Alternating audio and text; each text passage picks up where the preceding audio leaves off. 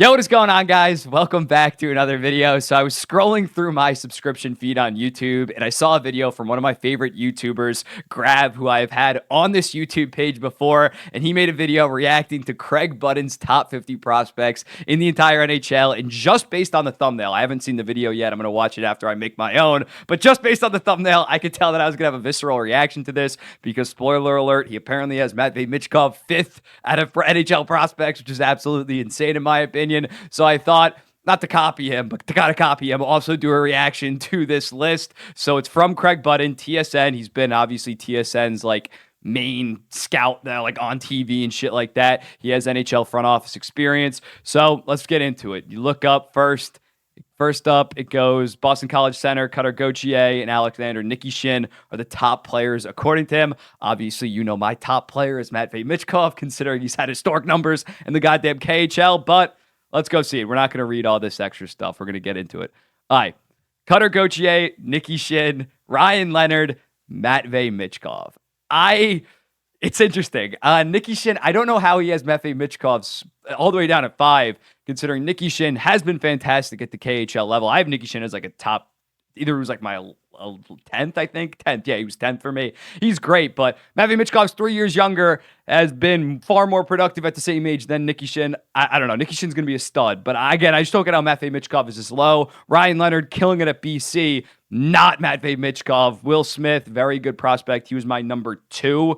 I think that's fair. Gauthier is a top 5 guy for me, but again, I don't know how he has Matvei Michkov so low. It just doesn't make sense for me considering he set the record for U18 KHL, 19-year-old KHL. He's absolutely insane. Again, the rest of the top 5, I wouldn't have Leonard that high. I wouldn't have Nikishin that high. Gauthier, I can definitely understand he's a goal-scoring machine, but it's definitely interesting. Then we go the next 11 or 6 through 11. Callum Ritchie that high. He is absolutely killing it this year in the OHL. He has, as you can see, 60 points in 37 games. He went late first round to the Colorado Avalanche. I forget the overall, 27th, I think maybe. I was a little bit higher on him than some others. I think I had him 22nd or 23rd. He would definitely get a bump up if I was redoing my top 50 right now. He would definitely be in the top 50. At number 6, that's a little rich for me. Definitely a high IQ guy. Going to be interesting to see how he develops. Gabe Perreault, very good player. He's leading the goddamn NCAAs in points right now. I'm very high on him. I was very high on him last year in the draft process. I had him as my number 9 prospect. That's very valid. ASP, very solid. Tom Willander, it's a little bit tough for Tom Willander because he's playing at Boston University where Lane Hudson plays, so he doesn't get the shine, but he's definitely safely probably a top 40 prospect for me. Lekaramaki, after that Sweden World Juniors, that's valid. I did mine before the World Juniors. He was 23rd. I could see him at the number 10 spot. And Rutger McGrody, similarly, doing very good this year at the University of Michigan without Adam Fantilli and Hughes there anymore, as well as having a fantastic World Juniors.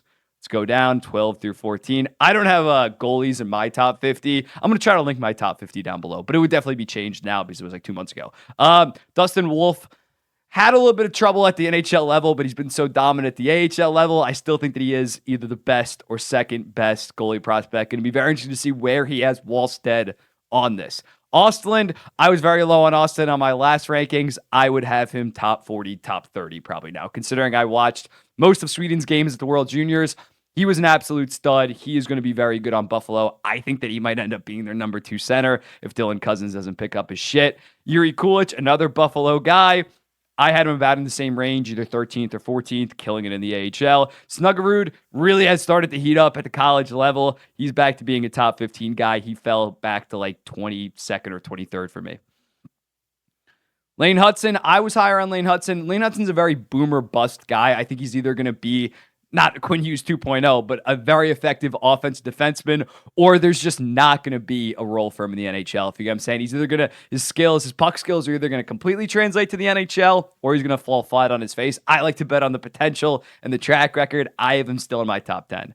Askarov, doing very good in the AHL. Simashev, the production isn't fantastic over in Russia, but he's 6'5", 6'6", has all those intangibles that you look for in an elite prospect. Wallstead below Askarov is a little bit interesting, but Askarov, I think, is playing slightly better in the AHL. Last year, Wallstead was playing better than Askarov. Askarov's playing great. Levi, again, how is he a prospect? He's played 25 NHL games at this point. But whatever. Jiricek, same thing. Jiricek has played like 35 games at this point. What are we doing?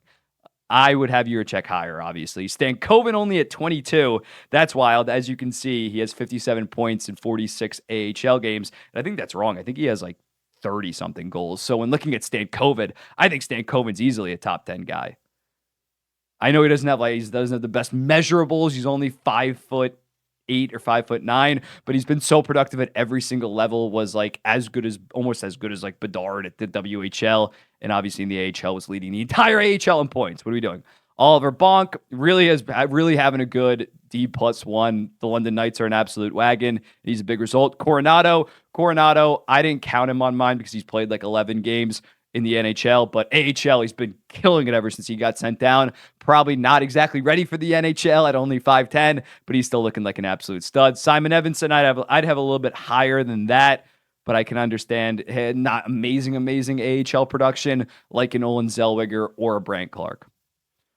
Dvorsky doing solid in Sudbury. Colby Barlow. I was never very high on Colby Barlow. He's a goal-scoring machine. If he can play with an elite center, I think Colby Barlow can be a 25 to 30 goal guy. I just don't think he's ever going to be able to generate his own offense, play drive at the next level when it comes to the NHL. So I would definitely have Maverick Bourque, and I would have Olin Zellweger over Colby Barlow. I would have Olin Zellweger much higher. He was like second in the entire AHL in terms of points per game by a defenseman. Only Brandt Clark had more. He was killing it, and he even looked pretty good in his NHL time. Joshua Waugh, doing very solid. I think he just had a 2-point night actually in the NHL. Shakir, very impressive this year for San Jose. He was obviously in that Timo Meier deal. Looked like it wasn't really going to pan out. Plays in the AHL this year, playing great. Danila Yurov being that low is crazy. Similarly to Matvei Michkov, Yurov has been insanely productive. His production only rivals that of like Panarin, Kucherov, Tarasenko in the KHL when you're 20 years old. That's crazy. He has been one of the best young KHL players ever. I would definitely have him higher. I don't even know who Ville Koivunen is, I'm going to be honest. But if he's putting up 46 points in 50 games in Liga, that's valid. Frank Nazar playing very good this year at Michigan after having basically missing all of last year's freshman year at Michigan. He should be, I would maybe even have him a couple spots higher. Furcus, I was right on the same range as Furcus. Cowan as well, fantastic this year, 75 points in 42 games in the OHL. Logan Mailloux was doing very solid in the AHL. Connor Geekie is killing it this year in the WHL. That's a fair placement. Shane Wright all the way down at 44. Oh my God. Wow, that is nuts. That is nuts. Again, I'm slipping on Shane Wright. He'd definitely be out of my top 10 right now. The AHL production has not been that impressive. 44, god damn. And then Lysell, Gavin Brimley, I think is a stud. Riley Height, 46, I like. Overall, pretty interesting. I'm going to go back and look at my list and compare it. Okay, I'm back from checking my list against his. We do have some pretty big snubs. There's 4 guys that were in my top 20 that are not in his top 50 at all. That definitely should be if he's including guys like David Jiricek that have played like 30 NHL games. He doesn't have Matthew Savoy. Didn't have the best World Juniors with Team Canada, but has been so productive at the WHL level the past 2 years on top of being a top 10 pick. I don't know how he falls completely out of the top 50 compared to some of these other guys that doesn't have the junior track record that he has. Also, Brad Lambert, I had him at 17th.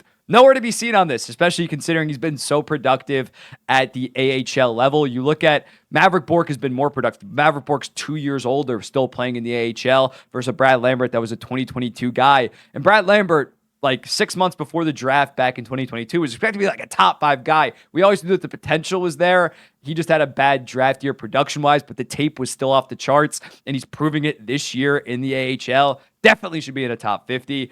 Bradley Nadeau, 19th, plays for the University of Maine. Him and his brother are killing it. University of Maine is a very good program, but not the most offensively prolific program like a Boston College, like a BU. They don't churn out quite as many NHL players now, and he has been one of the most productive players in the entire NHL, as well as just being an absolute stud overall. Also, Denton Matejchuk, 20th on my list. Nowhere to be seen on this list. I thought that he was Canada's best defenseman at the World Juniors, as well as, again, being very productive at the WHL the past 2 years. One of the most productive defensemen in World Juniors and a top 15 pick back in 2022.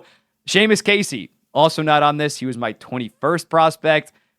Basically stepped up for Luke Hughes. Luke Hughes left Michigan. He's been just as productive as Luke Hughes. He's a little bit smaller, maybe a little bit of an undersized defenseman, so maybe that's why you don't have him, but I still think he looked very good at the World Juniors and has looked very good at Michigan. And then lastly, Quinn Musty. Quinn Musty's a pretty controversial guy. Not the best skating form by any stretch. Doesn't move quite the best, but the production has been so undeniable this year. Last year, he was already producing at a very high level, but he's taken it to that next level. Top 5 in the OHL in points per game, I believe.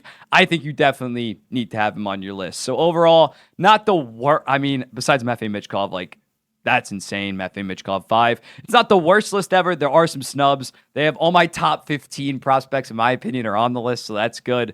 He doesn't have Brett Clark, but I guess that's because he's in the NHL right now. It's interesting though. But once you get past with these lists, once you get past like 20, it's kind of a total crapshoot. So let me know in the comments, what do you think about Craig Button's list? Go check out my own. Which one do you agree with more?